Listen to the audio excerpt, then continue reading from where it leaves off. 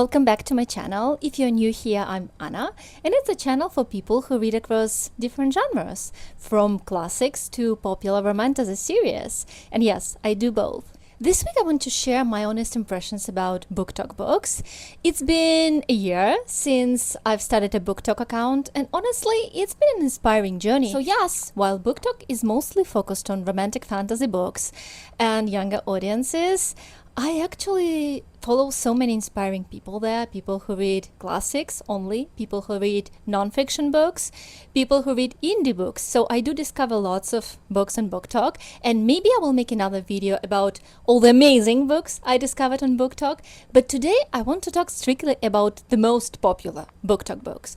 Like if you Google popular BookTok books, there will be probably 20 books that will show up, and I read more than half of those. So today I wanted to share my honest opinion on each of those books and whether it was worth it or not. So yes, this will not be one of those videos criticizing BookTok and claiming people on BookTok do not read. I'm so tired of this genre on YouTube. I've been on a BookTok for a year, and it's the friendliest corner on internet. I've never went viral there, but I've had videos reaching 10,000, 20,000 views, hundreds of comments, and I've never ever had one negative comment. At the same time, most of the popular BookTok books, for me personally, were a disappointment. Not all of them, but many.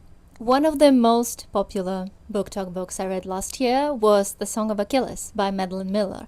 And I also read Circe after I read The Song of Achilles, so you can imagine this was the good experience for me. This is the Greek mythology retelling about the famous War of Troy, and it's from the perspective of Patroclus about his relationship with the famous Achilles, their love story. I honestly will not pretend to be objective on this one because I'm a big fan of Greek mythology. I traveled to Greece a lot. I'm that person who always exploring new ruins. So I was already the audience for this book, but this book made me realize that I want to read more Greek retellings, and overall I liked it.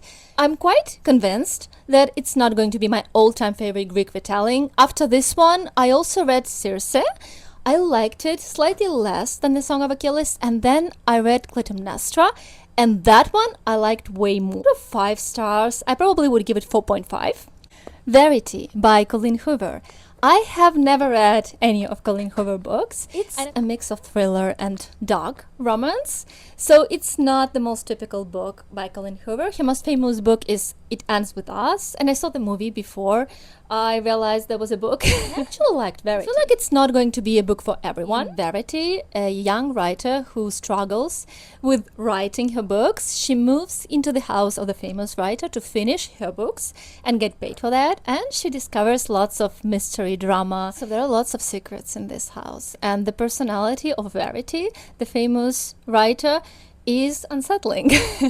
It's creepy at times, but overall I like this book. It was a page turner for me, and yes, it was not groundbreaking, but maybe I will read something else by Colleen Hoover. I'm thinking about The Ugly Truth. It's one of her popular books. My ranking for Verity would be from 4 to 4.5. I like this book as well. The Seven Husbands of Evelyn Hugo by Taylor Jenkins Reid. This is another book I liked. It's historical fiction, mixing romance. So basically the plot is this famous Hollywood actress. She decides to tell her honest story to the journalist. She dives back into her life full of scandals, 7 husbands, and the real life story hidden behind all that. I think this is the most popular book by Taylor Jenkins Reid because it's easy to follow, and I feel like many people feel related and interested in Hollywood secrets, but I honestly liked more her other book, After I Do. That one was more about long-term relationships, and it's probably one of the best books I discovered on BookTok. The 7 Husbands of Evelyn Hugo was an interesting read. I think I would rank it 4 out of 5. It's a good book to read if you're on a reading slump.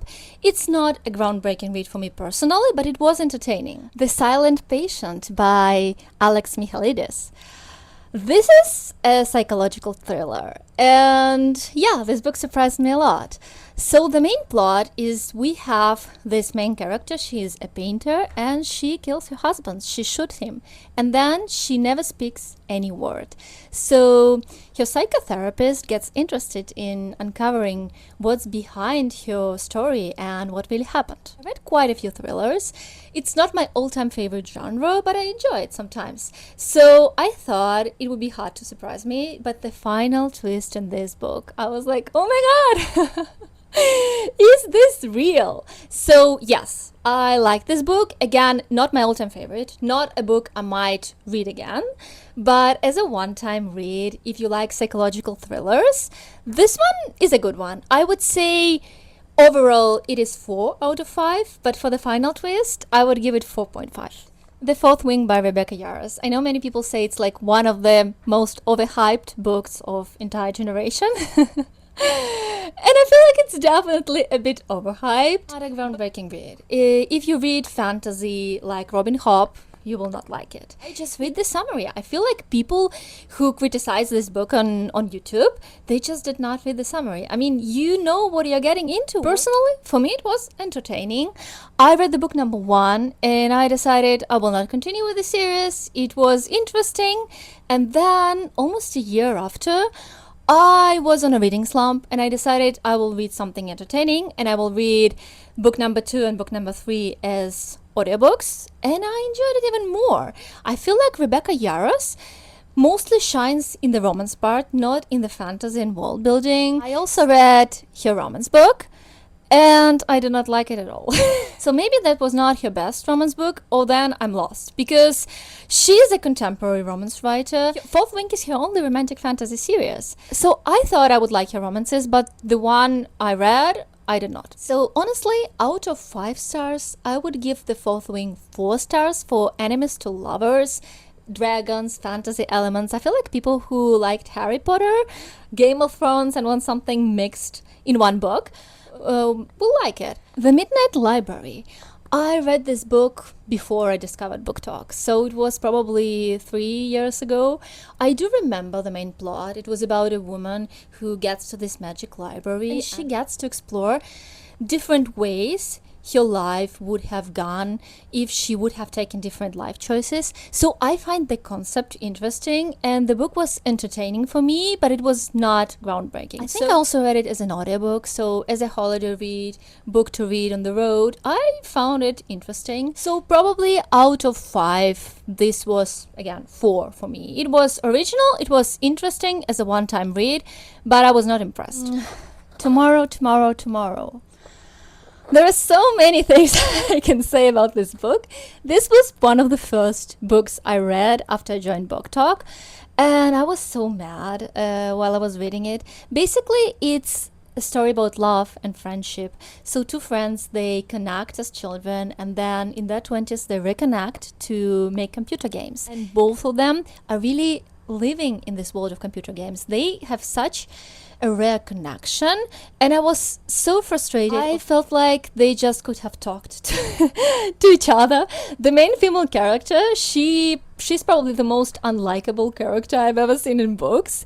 So I was really mad at this book. I felt disappointed, but I do not regret reading it. I felt like it was incredibly unique, and now 1 year after, the more I think about it, the more I feel like it's unlike anything else I've read. So I would say for the plot and the way this book is written, I would give it 4.5. And when it comes to liking it and the characters, that's like 3 for me. I hated it. But that's subjective opinion. I feel like objectively, this book is worth giving a try. Happy Place by Emily Henry. And also Book Lovers. Book Lovers is probably her most famous book on BookTok, and I have not read this one. I have it on my July TBR. I will update you with my opinion on the Book Lovers soon, but I read The Happy Place. I liked it. I've heard that Emily Henry these days is often called like the queen of contemporary romances, so I feel like if you like romances, her books are worth giving a try. This year I've read romances that I honestly liked more. Happy Place is a second chance love story. It's about a group of friends who reunite, and there is a couple who broke up, and we we do not know why they broke up. So the story jumps between the present and past, so we get to know what really happened between them. I will give this book 4 out of 5.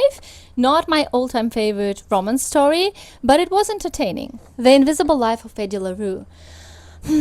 This book was honestly a disappointment for me, because probably it's my fault. I love the summary so much. So it's a story about a French girl in 18th century, and she makes this deal with the dark god to live forever. But there is one condition where no one she will meet will remember her, and then 300 years later she meets someone who does remember her. So it changes things. I honestly loved the summary so much. I thought it would be one of my all-time favorite fantasy stories. It reminded me of Meet Joe Black movie before I read it, obviously. So I thought I would love it, but I did not. I was so bored reading this book. It felt so repetitive. It felt so long for what it was. I don't know, maybe I should read something else by V. Schwab, because objectively it was not a bad book. I just did not like it at all. So for me personally, this was 3 out of 5 stars. And I know for many people it's one of their all-time favorite fantasy books, but for me it was just not it. The Inheritance Games. Actually, I have never heard about this book before BookTok. For me personally, I feel like I could have skipped this book. This is a young adult story about a girl who suddenly inherits a fortune after the death of the billionaire, and the billionaire's family is not happy. So in order to discover why this billionaire actually left her money, she needs to enter an inheritance game and solve some mysteries along with his grandchildren who are not happy. There is some romance, there is some mystery. I feel like this book is young adult, so probably I'm not the audience for this one. I was just curious because I've heard people talking about it. So I did not continue with the series. I think there are 3 books. I've only read the book number 1. But overall, I think if I would have had a teenage daughter, I would have recommended her this book because it has mystery, it has love triangle, so it was not objectively bad. It's easy to read, but again, for me personally, I could have skipped it. So 3.5 out of 5. But again, I feel like if I would have read this book when I was 18, it could have been 4.5. It Happened One Summer by Tessa Bailey. I read this one as audiobook on a vacation, so it was okay. But again, if you know what you're getting into. So she's a social butterfly, and she's rich, she goes to this party, but basically she's unhappy. She messes up, and her stepfather sends her to this small fishing town, and she falls for the local fisherman. And it's so funny, the dynamics of their relationship, and she obviously is off place in this small town. So I'm not saying this book is good. It was entertaining as a holiday read. I would say overall, for the writing and everything, I would give it 3 out of 5. If you like romances, if you like grumpy sunshine plot, if you like stories where opposites attract, and if you're looking for the holiday romance read, this one delivers. So in this case, it probably should be 4 out of 5. And I understand that many people might enjoy this story, just do not expect too much. A Court of Thorns and Roses by Sarah J. Maas. This is one of the most popular BookTok books. Sarah J. Maas, she has a massive fan base. I read this book and I felt interested to continue with the second book, and there I stopped. Honestly, I felt it was entertaining. It was not really well written, but it is written in a way that something always happens, so you kind of want to find out more. I feel like Sarah J. Maas has a potential. She wrote Court of Thorns and Roses in her 20s, and I think her most famous series, Throne of Glass, she started writing it when she was 16. I find that part incredible, and I feel like there is lots of potential. As to the Court of Thorns and Roses, obviously I had high expectations because people say it's like the best romantic fantasy book you will ever read. And that was not my experience. I also read The Bridge Kingdom by Daniel Jensen. I liked that one way more. And I also read The Shield of Sparrows by Daphne Perry. I loved that one more. Court of Thorns and Roses was a book I was honestly interested to read, to be able to give my opinion. I know many people say the first book is not the strongest, so I read the second one, but I was honestly so disappointed with the book, boyfriends. I will leave you my TikTok post about this, what I did not like and what was wrong for me with those books. Overall, I finished the book, so that's the good sign. I read the book number 2. So I cannot say it was entirely bad. That would not be fair. I feel like I might give a try to the Crescent City series because it's one of the most recent series, and I felt like with that potential Sarah J. Maas had with those earlier books, she might have written something I might like more. Honestly, overall, I was not impressed by Court of Thorns and Roses. Maybe if I would have read it in my 20s, I would have felt differently. So far, I will not continue with this series for sure, but I still want to read something else, and I hope it's going to be better. These were my quick thoughts on the most popular BookTok books, and if you read any of those, let me know in the comments and let's discuss whether you agree or disagree. Every opinion is valid. So next month I plan to make another video about the best books I discovered on BookTok.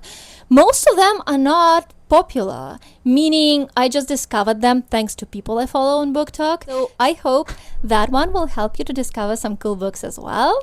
So subscribe and let's stay connected.